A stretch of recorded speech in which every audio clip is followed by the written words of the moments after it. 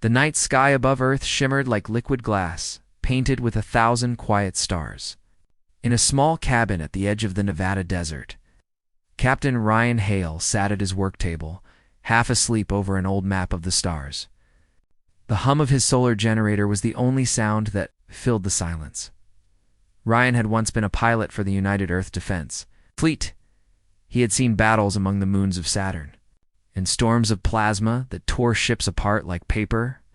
But now he lived alone, retired, tired, and waiting for something he couldn't name. Outside, lightning danced across the desert sky. No rain, just static fire that rolled along the horizon. Ryan frowned. That wasn't a storm.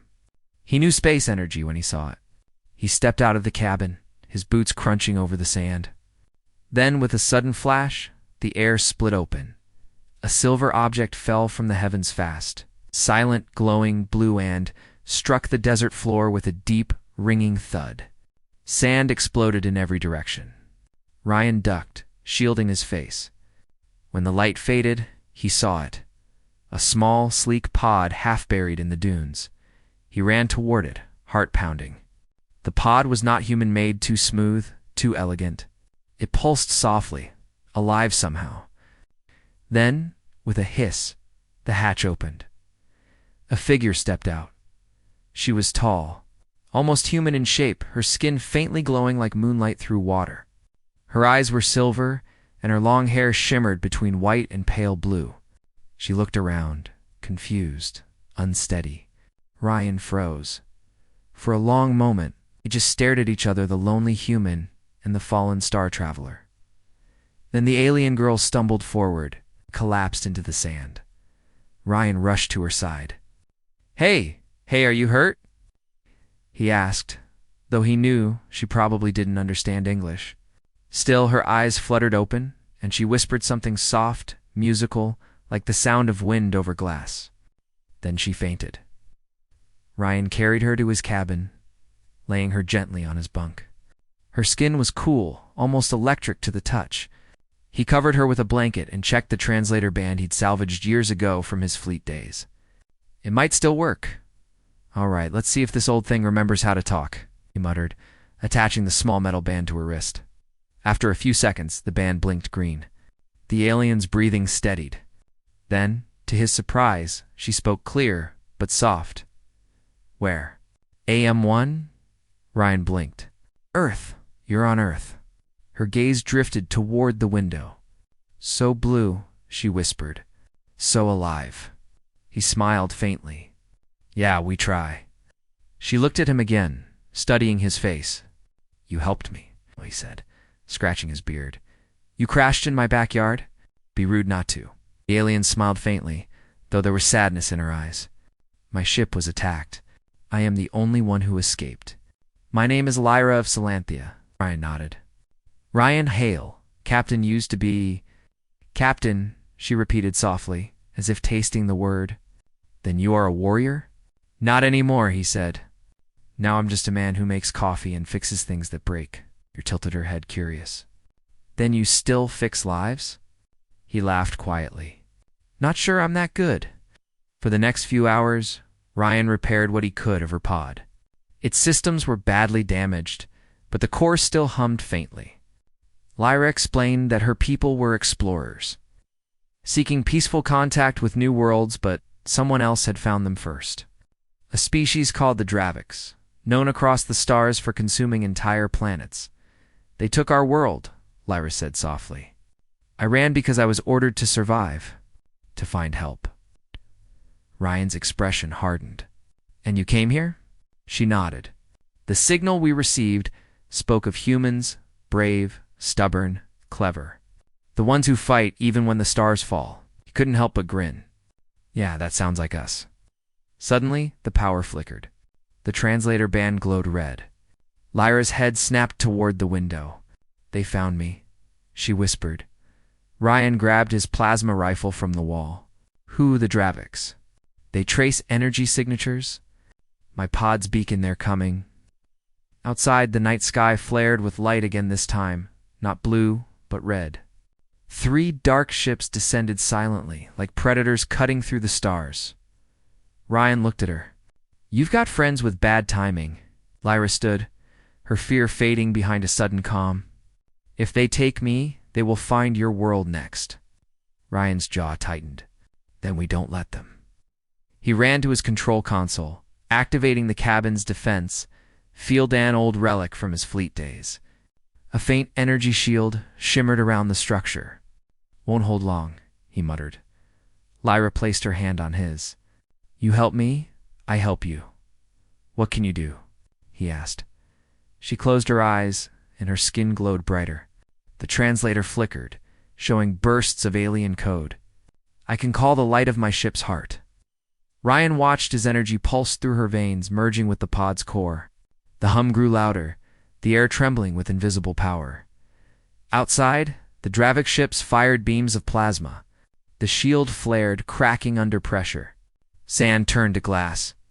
Ryan aimed his rifle through the window, hitting one of the smaller drones. It exploded, lighting up the desert. "You'd better have a miracle coming," he shouted. Lyra's voice was calm, almost serene. "Miracle ... ready." She pressed her palm to the pod's core. A beam of pure white light burst upward into the sky. It struck one of the Dravik ships, tearing it apart like paper and fire. The others veered away, retreating. The light faded. Lyra collapsed into Ryan's arms, her glow dimming. He laid her gently on the bed again. "You saved us," he said quietly. She smiled faintly. "No, you saved me first." He looked out the window. The desert was quiet again, but the stars seemed closer now, watching. Ryan sat beside her as she slept. He didn't know who these Draviks were, or what war she had brought to his world, but for the first time in years, he felt alive again. Outside, the wind whispered across the dunes, carrying the faint hum of alien energy. The night was calm, but somewhere far above, ships were already moving toward Earth, and Captain Ryan Hale was ready to fight again. The first light of dawn spread over the Nevada desert, painting the sand gold. The storm from the night before was gone, leaving only the wreck of Lyra's pod half buried in glassy dunes. Inside the small cabin, Ryan Hale stood by the window, watching the sunrise while holding a mug of black coffee behind him. The alien girl lay resting. Her breathing was shallow, her silver eyes half closed. The glow that once lit her skin was weaker now, fading with every hour. Ryan turned to her. "How are you feeling?"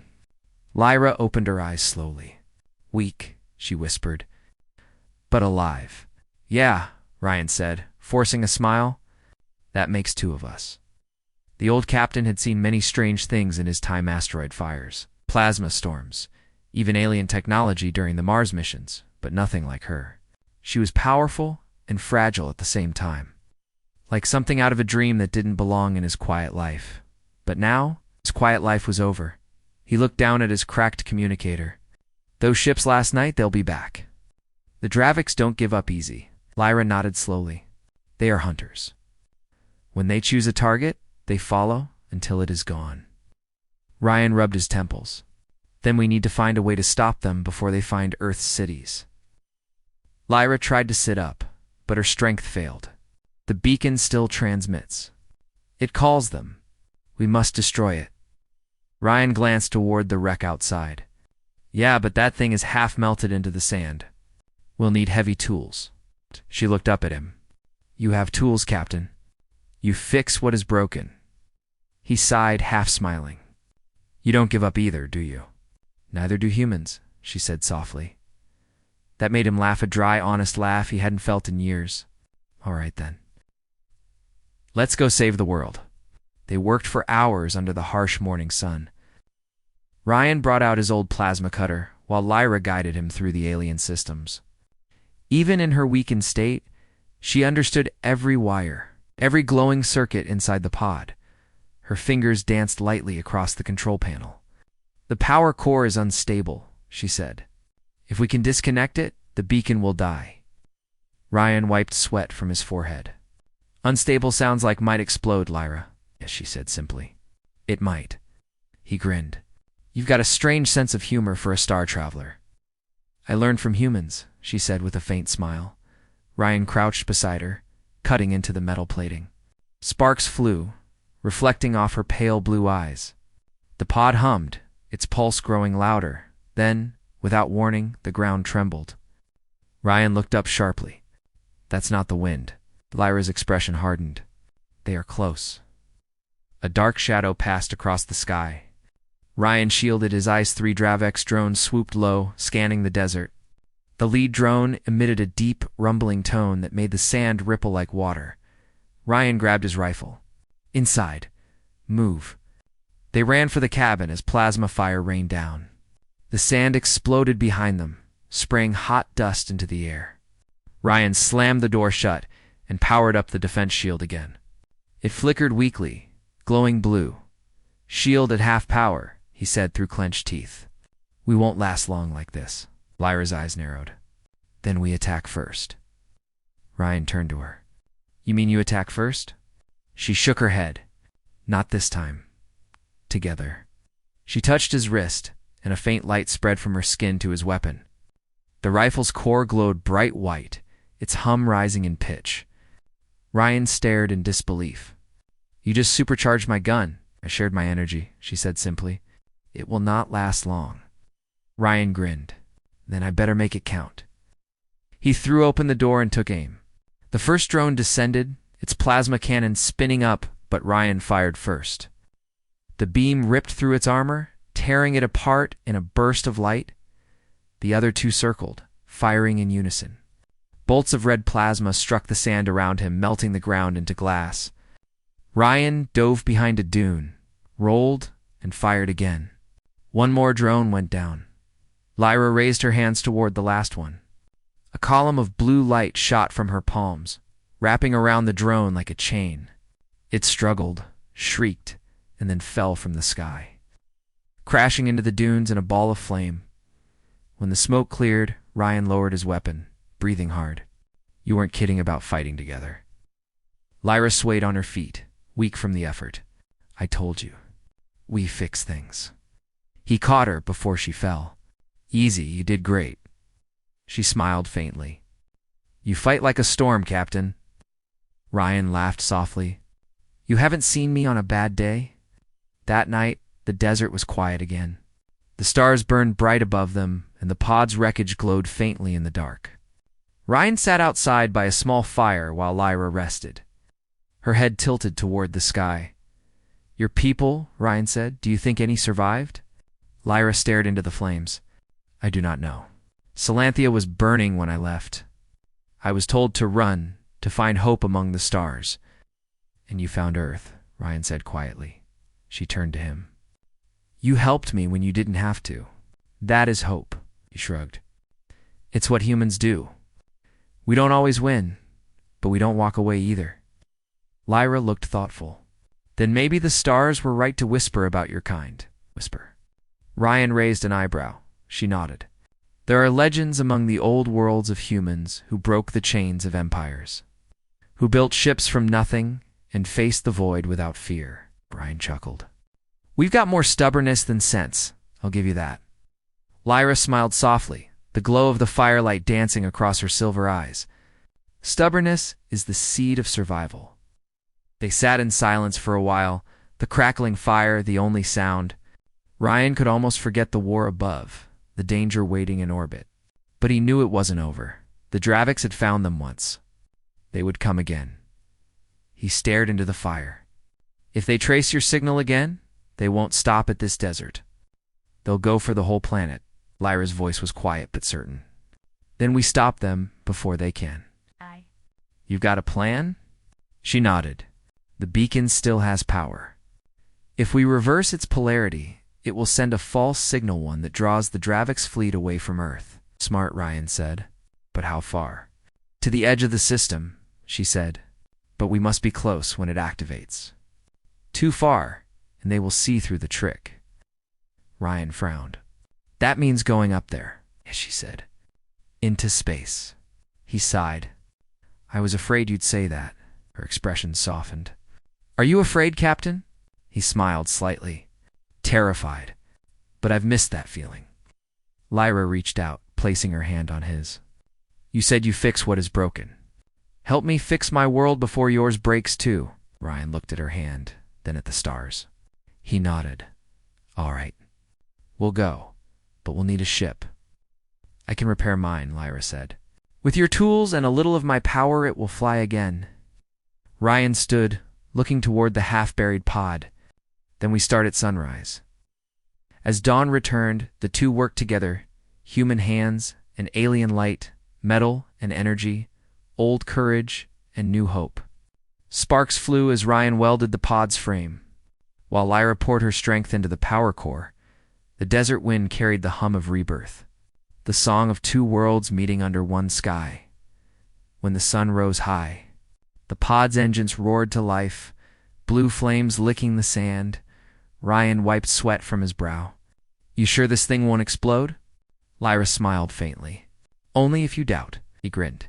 Then I'll trust you. As the pod lifted from the ground, the world below shrank away. Ryan watched Earth's curve rising beneath them, his home, his responsibility. Lyra turned to him. We are leaving your world behind. He shook his head.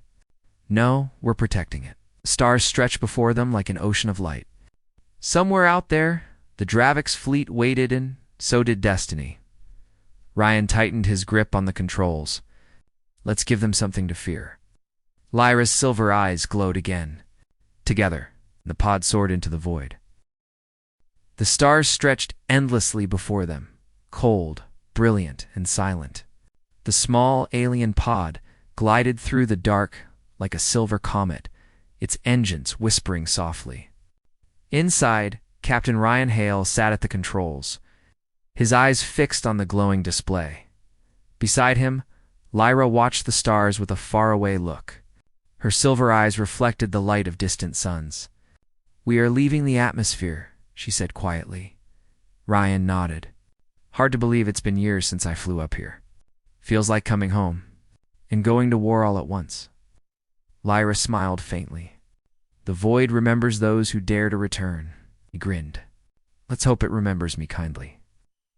As they broke free from Earth's gravity, the view grew vast and endless. Below them, the blue planet shimmered like a living jewel. Ryan couldn't help but stare. That's home, he whispered. All of it. Every life, every story. Lyra placed a hand on his shoulder. Then we protect it. The pod's scanners beeped. A red mark appeared on the display, multiple ships approaching fast. Ryan frowned. Dravix patrols. Looks like they didn't buy the trick signal yet. Lyra's tone grew serious. Then we must get closer to the source of their signal array. It controls their fleet's path. He adjusted the controls, steering toward the asteroid field nearby. We'll use the rocks as cover. I've flown through worse. The pod slipped into the shadow of the asteroids. Chunks of ancient rock floated silently in the darkness, some glowing faintly from old radiation. Ryan weaved between them with steady hands, every movement precise. Lyra watched, impressed. You fly like the stars bend for you, Ryan smirked.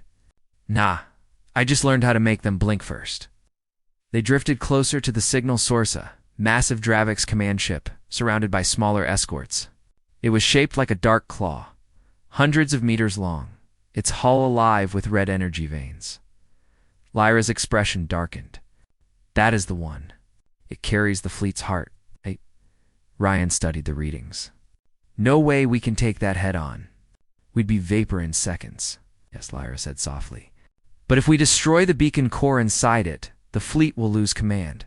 They will scatter. Ryan raised an eyebrow. And how do we get inside a warship the size of a city? Lyra looked at the pod's dashboard. You're human saying in through the back door. He chuckled. You've been learning fast. They powered down the engines, letting the pod drift silently toward the command ship. The wreckage of older battles floated nearby, broken hulls, shattered drones, and frozen pieces of metal that glimmered in the dark. When they were close enough, Lyra activated the pod's cloaking field. The hull shimmered, blending into the void. Cloak won't last forever, Ryan said. Then we move fast, she replied. Using magnetic clamps, they attached to the underside of the Dravix ship. Ryan suited up in an old pressure suit, while Lyra covered herself with a faint layer of shimmering energy, that looked like liquid light. Ryan looked at her. "You sure that thing works as armor?" She smiled. "It worked against the fires of Salanthia." "Fair enough," he said, and opened the hatch. The cold of space wrapped around them. They floated toward a small maintenance vent on the ship's hull. Ryan used his plasma cutter to open it, while Lyra held out her hand, projecting a thin energy field to keep the air stable. Once inside, they crawled through narrow tunnels lined with red cables and alien metal. Strange echoes filled the air deep, mechanical breathing, like the ship itself was alive. Ryan whispered, "Creepy place. Reminds me of a nightmare I once had." Lyra answered softly, "Nightmares are just warnings for the brave." He gave her a look. "That's supposed to make me feel better?" She smiled faintly. "No, it is supposed to make you faster." They moved deeper until they reached a chamber glowing with red light. In its center pulsed a massive crystal, the Dravix's beacon core. Energy waves rippled through it, sending orders across the fleet. Ryan stared. "That's our target." Lyra nodded. "We must overload it with energy, more than it can hold. But I cannot do it alone." Ryan looked at her. "Then we'll do it together." Like last time, she reached out her hand. Together, placed his gloved hand in hers. Her light flowed into him again, merging human strength and alien energy. The power made his veins tingle. His heart beat faster. They stepped toward the core. Alarms started to wail as the ship detected them. Red lights flashed. The air shook with deep roars. The Dravix guards had arrived. Dark armored figures poured into the chamber, their weapons glowing red. Ryan raised his rifle. "Here we go." The first shot rang out. The beam hit a guard square in the chest, sending it flying. Lyra unleashed a wave of blue energy that knocked others back. The room filled with light, fire, and sound. Ryan moved with purpose. Covering her as she channeled power into the beacon core, the crystal began to crack, its surface glowing white. Lyra's voice trembled. "It is almost done." Ryan fired again and again, shouting over the roar. "Faster, Lyra?" She screamed, not in pain, but in power as her entire body flared with light. The core split open, releasing a burst of white fire that swallowed the chamber. The shockwave threw Ryan backward. He slammed into a wall, his visor cracking. "Lyra!" he shouted. Through the blinding light, he saw her floating near the core, her form glowing like a star. "Ryan," she said softly, her voice echoing inside his helmet. "You must go." He shook his head. "Not without you." She smiled sadly. "My energy holds the explosion. If I stop, it will destroy everything." Ryan's heart clenched. "Lyra, we can find another way. There is no time." The ship shook violently. Flames tore through the walls. Ryan could see the escape vent above them, his path out. She looked at him with gentle eyes. "You showed me what humans are: hopeful, brave, alive. Let that hope live." "Lyra," she whispered, "move over, Captain. My turn to protect." And with that, she released the full power of her light. The beacon core exploded in a massive wave of white energy that ripped through the Dravix ship, tearing it apart from within. Ryan was thrown out through the tunnel, the explosion pushing him back toward space. He tumbled helplessly as the massive ship shattered behind him, its pieces burning like falling stars. The blast faded, leaving only silence. Ryan's damaged suit alarms screamed, but he ignored them. He stared into the light where the ship had been, where Lyra had been. "Goodbye, Lyra," he whispered. Hours later, Earth's orbit sensors detected the destruction of the Dravix fleet. The signal that guided them was gone.